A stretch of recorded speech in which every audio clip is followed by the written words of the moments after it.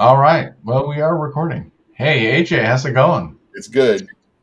I'm going to disappear for 10 seconds, though. Nice Okay, to see you guys. Hi, Roger. Roger, thanks for joining us again. Welcome back to the Thanks again for having me. Yeah. Giving you that straight line. What's that? I said I'm giving you that straight line. Thanks for having me. Yeah, thanks for being hand, Rod. Great. Okay. All right. Well, this is the video podcast where we just talk about music on vinyl and we advocate the vinyl lifestyle. And it's all about sharing. So there you go. I figured we start out with the fashion aspect of our evening together. What's that you're wearing there, AJ? This is a throwback. This is authentic, vintage. The Dresden Dolls. Oh, yeah. The Dresden Dolls. Amanda Palmer, the lead singer. Heard of them. Fantastic. It had a gun to my head. I couldn't name a song, but I heard of it. I don't. They didn't really have any hits. They were an indie band. It's a drummer and a keyboard player, and the keyboard player is the main writer and singer. And I saw them a bunch live, and they were phenomenal live. And they made some great records. Amanda Palmer's stayed pretty relevant. And there you go. That's my shirt. It's one of my favorites. All right. Very cool. Yeah. And Roger, who are you wearing today?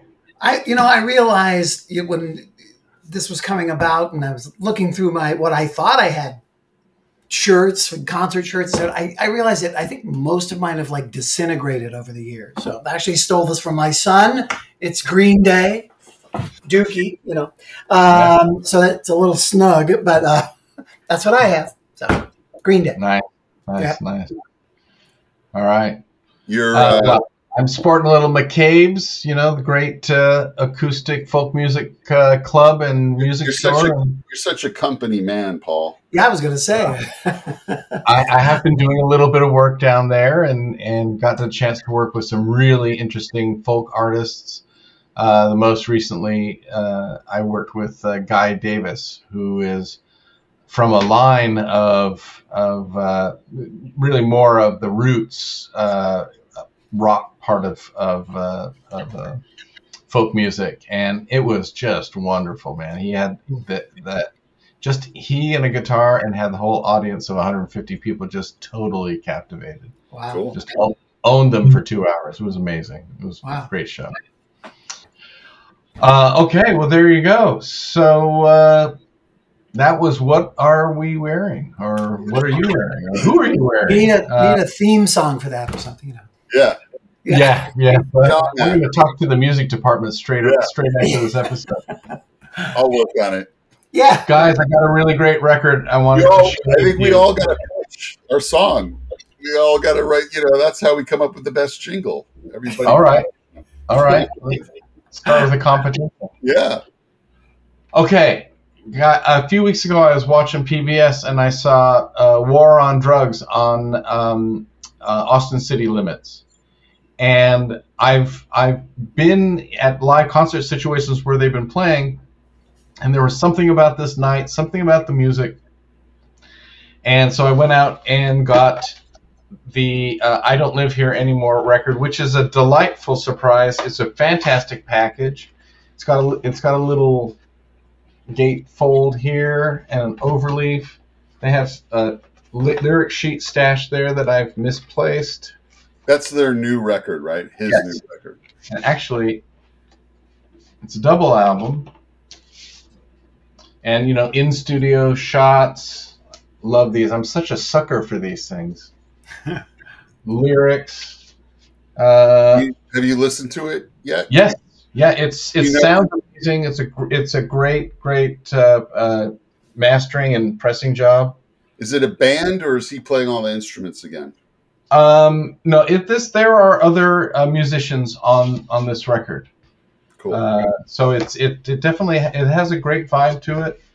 It has that traditional sort of almost hypnotic and looping kind of vibe that he has, and he dips into psychedelic psychedelia a little bit and so on. But yeah, it's a great record. They recorded it at some really vintage studios. Like this one is this is Electrovox, which is across the street from Paramount on Melrose. And it's looked the same way that it's been since the 50s. So they've got acoustic ceiling tiles on the walls, and they've got an asbestos linoleum tile floor. Ooh. And that's good sound, probably, but not great for the lungs. Yeah. It's anyway, classic old studio, got some real vintage modern tones on it, and so I'm suggesting you guys go out and listen to that. Now, can I ask who you say? So it's who is he in War on Drugs, the mastermind? Yeah. So I'm just getting into the band. So the main guy is Adam Granduciel, and he's doing a lot of the instruments, but they've got different bass players and guitar players and so on. I saw him play at Coachella. Yes. Probably like 2014, I think. And that first record that everybody went crazy over, I got it, and I'm one of the few critics of War on Drugs, but I'm willing to keep an open mind because I think his influences are all things that I love, and that's kind of what I was on the first record. It was a little just derivative of stuff that I, have been listening to for 40 years, so it wasn't very original to me. But I know a lot of people love the new record too, and I haven't checked it out yet, but I'm going to now, as I always do when Paul shares something with me. What I think he's captured on this record is just kind of a groove. It's recorded with the basic tracks mostly live, so it has more of an organic sort of roots rock basis, and that appeals to me. And so I think he's definitely used this as an opportunity to kind of, time travel and make a new record the old way. And so I admire that as well. So the sonic textures are great, and I think it's definitely a listen and enjoy. Cool. How about you, Raj? Got anything you'd like to share? Well, I do. Again, it's I don't necessarily have something new and exciting. It's maybe old and exciting. It's definitely older and exciting. I'm sure you've heard this album before. Oh, yeah. Dude. Yeah. I used to play this like when my kids were little, and they always like, ooh, the Scary Man. Play the Scary Man song. Melt. Yes. Melt. Yeah. But now, is this, you guys are, you know your stuff. This was like the first kind of, I mean, it was his third solo album, but it was the kind of first one where he didn't like have the cymbals, didn't really have cymbals on the drum tracks and all that sort of stuff. Is that, elaborate for me? That is true. Right. That was, I think that's the first Hugh Padgham recording, I think. Okay. Right, Paul? I'd have to look it up. I think so, and that was I think part of what started the no cymbals business. Right, that was my understanding. I know, like Phil Collins plays on here too. I guess. Rick Marotta and but just cool stuff that again I'd never really heard anything like that before, and it was like, wow. I mean, I know a lot of people hadn't because it was a newer sort of thing. So we've been listening to a lot of Peter Gabriel over here recently. We got into a Genesis black hole, so I've gotten all of the. And you're okay though? No. Yeah. Okay. I'm made it. More of a man than I've ever been. Yeah. It's amazing how great all of that early Genesis has aged. Yeah. I mean, they truly were progressive because they changed the music industry, and I think that and then Peter Gabriel's solo career and Phil Collins' solo career. Yeah. Even pushed everything further. On that record, I don't know if you guys, I like Kate Bush. There she is. Bush Whole Stories poster, and she sings on that record. Games Without Frontiers. Don't Give Up on this one, or no? Or Games she's just background. Games Without Frontiers. Yeah. Oh, okay. Yeah. So I'm looking at it now. Such a cool song. Yeah. And like you said, I mean, coming out of Genesis, like his first solo album and the first couple solo albums they were so different from Genesis too. I mean, poppy and R&B. It was like very cool. Like when I hear those now, I think, wow, that's just great stuff. Like some wailing sax solos and some especially the first stuff you wouldn't associate with this or Genesis. Kind of like those first two solo albums of his. That record, Melt is where he sort of got back out on top, where everybody was like, oh, right. I don't think either the first record or the second record didn't sell very well. Right. But when you listen to the first record, at least for me now, I love it more than I ever have. Yeah. It's like people basically blew it off because it wasn't Genesis. What pop music sounded like. Right. But it's phenomenal. That first record is phenomenal. And then he just, to me, kept getting better. Every record was just better. Yeah. And then that one took a production turn that changed the music business. Right. Yeah. And still the best live show I've ever seen. I forget which tour it was, what they called it, but just you saw that tour? No, not. I saw him a couple times, but then there was one at the Forum or cool. No, maybe it was Staples. I can't think of the name of it. I don't know if it was a So tour, but just an incredible visual thing he was doing. Was just first time I saw him was at the Greek Theater on the fourth record, Security. Oh, okay. And it was life changing. It was a religious experience. Yeah, lay your hands on me, and he falls in the crowd. Yeah, it was nuts. It was incredible. Nuts. Yeah, but anywho, so yeah. No, if you invite me back, I'm going to find some brand new type music to introduce. It's all open. I think it's just what on vinyl really strikes your fancy. So here I go. You ready? Ready to go. This. Oh. Do you know this record? I know of it, but I think I've 2016. It was the year that they got inducted to the Hall of Fame, and it's produced by Julian Raymond and Cheap Trick, and Julian Raymond's pretty much produced all their records since this, and it was the first record with Rick Nielsen's son on drums. Yeah. This record is a freaking 10. It sounds like, dude, it's fantastic. The songwriting. So Julian Raymond's a country Nashville producer. So it's recorded in Nashville. It sounds amazing. And he's obviously an amazing songwriter. He co-wrote almost every song, I think, on here. And then he's continued to write with them over the next 4 or 5 years or 6 years.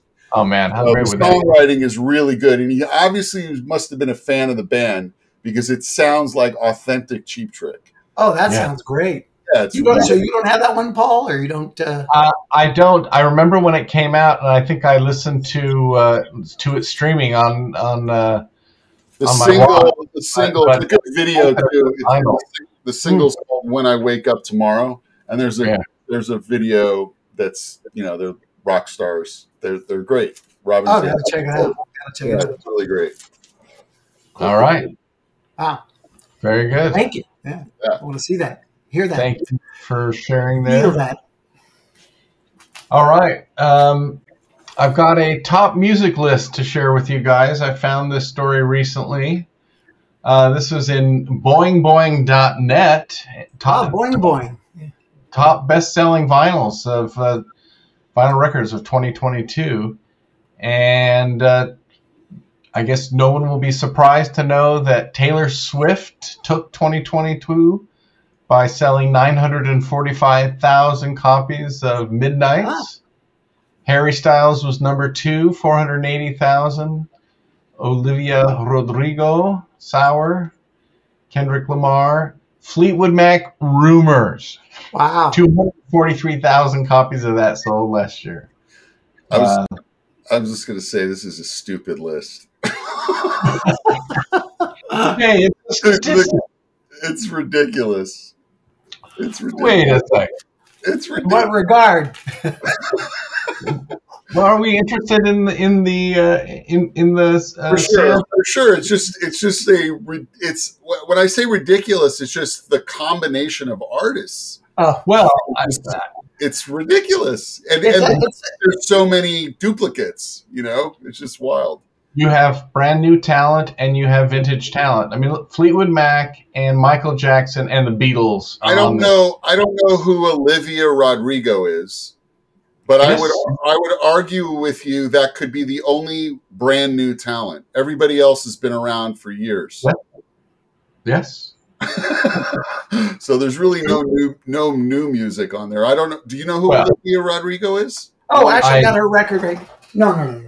I want to get. That'll be my next record. Yeah. Yeah, I want to definitely check it out. There you go. So check out Olivia Rodrigo and have her call into the show while you're at it. All right. So I found the list interesting. No, it's interesting. Ridiculous is interesting. It's may or may not be true. Also, a new turntable, a new gear alert here, found on newatlas.com. Andover's latest turntable will have you spinning vinyl in minutes. So, I'm always trying to advocate players that will set up easily and bring the vinyl lifestyle back to your home. And so recommend tuning into those articles and seeing what they have to say about this fine subject that we meet together and talk about from time to time. So It's kind of the there you go. modern close and play. Yeah, it is a modern close and play. We have time for a Soundscapes Media project to talk about here. Sure. I feel remiss to not talk about my concert Cheap Trick experience. I've seen them live many times, but it's important for me to say that Cheap Trick was the first rock band I ever saw live. Ah, They opened up for Kiss at the Forum in 1977, and they were the loudest thing I had ever heard in my life. So I just wanted to get that out there. Okay. yeah, those walls reverberate around a little bit at the Forum. It absolutely changed my life. No doubt. Yeah. Wow. Yeah. Well, I was a big Cheap Trick fan, and in back in the day, still am. And Well, now did you mainly go to see Kiss, and then you were like, Oh, yeah. Cheap No, Trick? my dad actually was working for Casablanca Records and Kiss, and got us great seats. Cormier went with me, Oh, and Roger Carter, the that I was talking about off air, he was with us. So it was Roger, Steve, me, and my dad, wow. and it was awesome. boys' night. 13 years old, Dig it. unreal night. What's All that right. funny smell? Nothing, son. Somebody's bad Greg at cold. Sparrow. Been listening to a lot of Greg Sparrow acoustic recently. Great Soundscapes Media Group project. Was at the Polestar Live conference this week and pitching that very same product, and a lot of people's ears perked up. Cool. There you go. So check that one out. Of course, we've neglected on occasion to do a gratuitous social media plug, but you can follow us on Facebook and you can like us on Instagram and Twitter and follow our YouTube channel. I've actually got some new Radio KAJW news. Oh yeah, please share. You can follow me at Radio KAJW on Instagram and Twitter. And Radio KAJW is a 24/7 international streaming internet radio station. Global, yeah. Located at live365.com. But recently this year, we've gone back to a commercial-free broadcast. So we're really excited about that. We've got a little money behind us this year. And took away the advertising. Thank you. Very good. Yeah, excited about it. I love the channel, and I travel often for work, and I know I can always tune in wherever I am and feel like I'm at home. Wonderful curation of tunes. So and now commercial free, Paul. Commercial free. That's great, because I've been going out and buying a lot of Fritos. Right. Anyway, do all the social media stuff and follow our podcast on YouTube and elsewhere. And guys, it's always a pleasure to sit here and talk to you about vinyl. And as always, we want to catch you on the flip side. Oh, I was going to say, can I say it first? But we'll catch you on the flip side. But I'm all right. Yeah. Thanks for having me again. Appreciate it. Looking forward to catching you all on the flip side. Oh yeah, that's the delivery. Thanks, Paul. Okay. Good night, gentlemen. Thank you so much, guys.